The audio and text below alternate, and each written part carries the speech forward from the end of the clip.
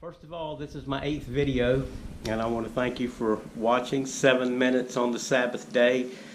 And before I start talking today, I'd like to talk about the Waffle House shooting, how a white man walks in with an AR-15, shoots 4 black people, and an unarmed black man that was very brave tackled this man and saved other people's lives. His name was James Shaw. That's my middle name, Thomas James Shaw. So I just wanted to say something about James Shaw, what a brave man he is.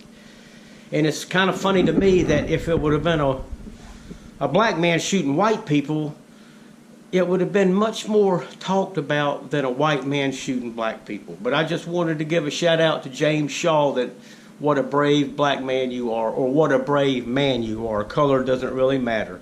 You're a brave man. You saved people's lives. Congratulations. Now I'd like to talk some more about what people seem to be like to hear me talk about is the Sumarians.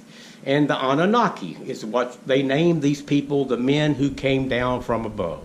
Enlil, Enki, Anu, a whole race of extraterrestrial beings that basically made us.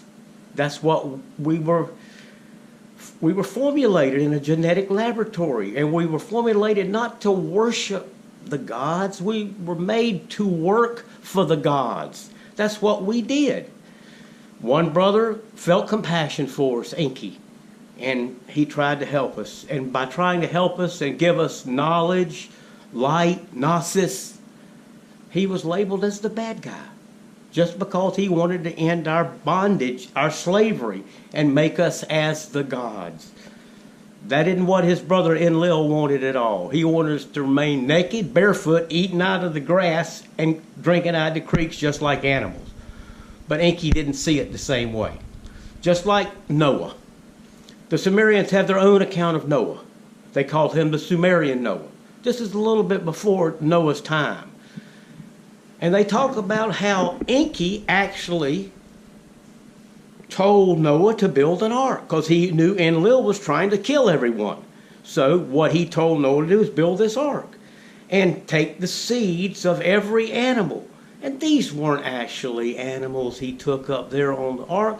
This Enki was a geneticist. He was a scientist. He had the DNA of all these animals on the ark, not the animals themselves. But that's what happened. Enki, Enlil, God, the devil. How can you not understand this? Mount Sinai. It says right in the Christian Bible that when Moses went up there, this thing descended and sat on top of the mountain. Fire burned the top of the mountain. That's called a UFO. When the Jews were going through the desert, in the daytime they followed a cloud. At nighttime they followed a pillar of fire. Once again, UFO. And we just have to learn to accept this, that this fable of the God and the devil, when in reality they were living beings and they're still living, because their lifespan compared to our lifespan is, they're immortals. We just can't compare. Thousands of years to us is 1 year to them. So basically we've only been here a year or two to them. We're just like an experimental crop. And the way the human body works is 2 ways: electric impulse and hormones. And what hormones are chemical messengers that circulate through your blood. The endocrine system is made up of certain glands that secrete these hormones. Electrical impulses is the nervous system. So for all we know, we could be just a chemical producing animal. There's writings of how the aliens love menstrual blood. They called it starfire because it made them maybe immortal. It made them not age. We don't really know what we're here for. But as many Freemasons will tell you, we're owned by something. Something's running this show, and it's not us. Could we be just a big cattle farm? And when the earth can no longer sustain us, they come and cull the herd and leave.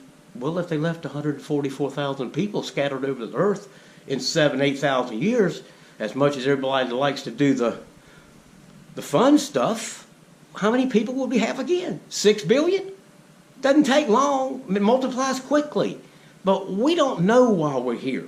They formulate these opinions to tell us that we're here, but we really don't know. But all I know is this, that karma is going to play a mighty important role in what's getting ready to happen. The song, Instant Karma Gonna Get You. I can't put it any other way better than that. Your karma, how you treat creatures, how you treat people, how you treat yourself is going to matter more than you know. But in regard to Freemasons, once again, I'm not against Freemasons. Freemasons know the truth. And all I am is the truth. I don't care about anything but the truth. Because as the Christian Bible says, the only thing that will set you free is the truth. And before I leave, I'm going to give y'all something to look up and find out about. Jesus had a brother named James the Just. In the Nag Hammadi Gospels, they talk about James the Just in one, how the whole reason heaven and earth came into being was for him, James the Just, who after Jesus was gone, ran the Jerusalem church for 33 years with Mary Magdalene, until he was thrown down the temple steps and clubbed to death. Not Peter, not Paul. They didn't run nothing. James the Just ran the church. That's why the Roman Catholic Church threw this phrase in the Bible, Peter, the rock. Please. Only rock Peter's going to do is going to hang around your neck, pull you right to the bottom, because all Peter cared about was Peter. That's why Jesus asked Peter 3 times, do you love me, Peter? Do you love me, Peter? Because Jesus knew Peter loved Peter. All the Nag Hammadi Gospels talks about the jealousy of Peter. Peter wanted to be more than he was allowed to be, so therefore he's jealous. But you throw Peter in there as the rock and get rid of James, and all this information is under the Vatican locked up where they don't want you to see it because it might disturb what they want you to believe. But if you don't know about James the Just, how are you going to be free? Because you don't know the truth. Just go look up James the Just.